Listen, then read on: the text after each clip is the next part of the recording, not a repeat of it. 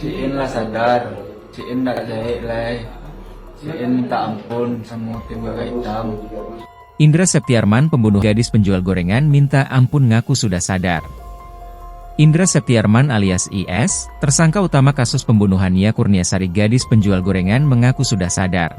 Pernyataan Indra Septiarman ini beredar di media sosial salah satu Instagram @sumbarkita, Minggu, 29 September 2024. Dalam unggahan itu memperlihatkan kondisi tersangka saat ini, tampak wajah Indra kini sudah tidak lebam lagi. Indra pun mengaku kini sudah sadar dan berjanji tidak akan mengulangi kesalahannya lagi. Ia pun meminta ampun atas perbuatan keji yang telah dilakukannya. Si IND sudah sadar, gak jahat lagi. Si IND minta ampun sama tim Gagak Hitam, kata Indra. Selain Indra, kini polisi telah menetapkan tersangka baru yakni paman Indra. Kapolres Padang Pariaman, AKBP Ahmad Faisal Amir dalam keterangan resminya mengatakan tersangka baru tersebut berinisial MJ.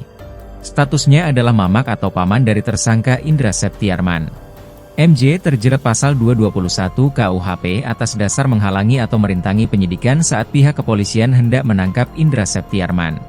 Dalam kasus ini, MJ terbukti telah menyuruh Indra Septiarman untuk melarikan diri saat kami pihak kepolisian akan melakukan penangkapan, ujar Kapolres, Sabtu, 28 September 2024. Awalnya dalam kasus pembunuhan gadis penjual gorengan ini, MJ masih berstatus sebagai saksi.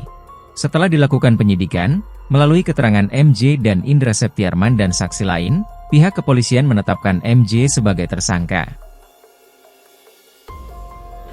Si In lah sadar, si In nggak jahit lah, si In minta ampun sama tim Gagak Hitam. Download Tribun X sekarang, menghadirkan lokal menjadi Indonesia.